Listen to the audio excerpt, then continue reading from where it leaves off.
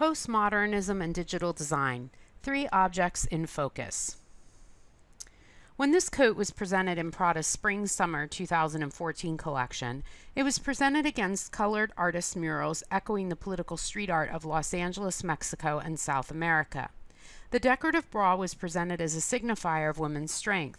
Since the 1980s, women's underwear had been presented by designers such as Jean-Paul Gaultier, Vivienne Westwood, and Issey Miyake as a symbol of female empowerment. Prada adopted this post-feminist symbol and transferred it into the blue 1960s pre-feminist silhouette, the tailored wool coat.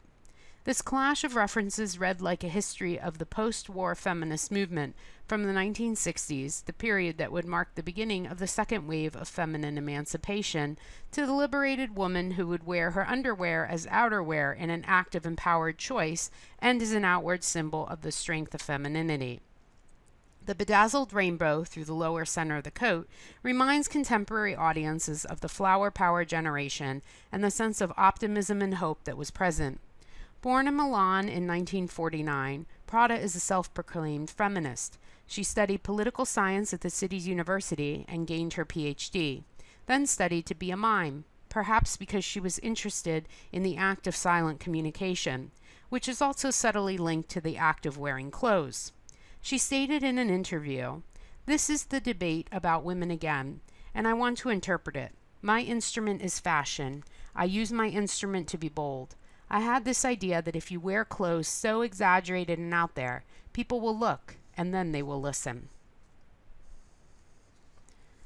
Mark Newson originally produced the Lockheed Lounge as a centerpiece of an exhibition of his pieces at the Rosalind Oxley Gallery in Sydney. It was widely acclaimed and was bought by the National Gallery of Australia. Its concept was loosely based on the chaise lounge in Jacques-Louis David's 1800 portrait. Newson commented, "I had this image of a fluid aluminum form. The shape was sculpted out of a piece of foam, the exact way you'd create a surfboard. The only way to get the aluminum on was to beat little pieces of metal into shape with a wooden mallet and attach them with rivets. That's where the airplane metaphor came from, so I called it the Lockheed Lounge." He later said his vision for the piece was to create a fluid metallic form, like a giant blob of mercury. The lounge's design recalls Newson's studies in jewelry design and sculpture. Apple's graphical user interface forever changed the way people think about computers.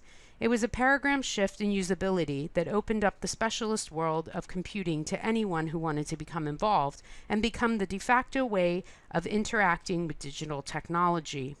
Although it has changed considerably over the years, the original version remains an icon of graphic design and computer interaction. Building on research from Xerox and leveraging the all-new computer mouse, Apple's Macintosh team built the radically new user interface.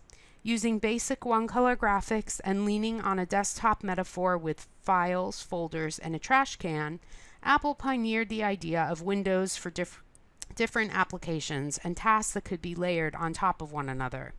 With a system font family of calligraphy-inspired typefaces like Chicago and Geneva, the Mac team brought print-like typography and world-class iconography design to the first version of the Mac GUI.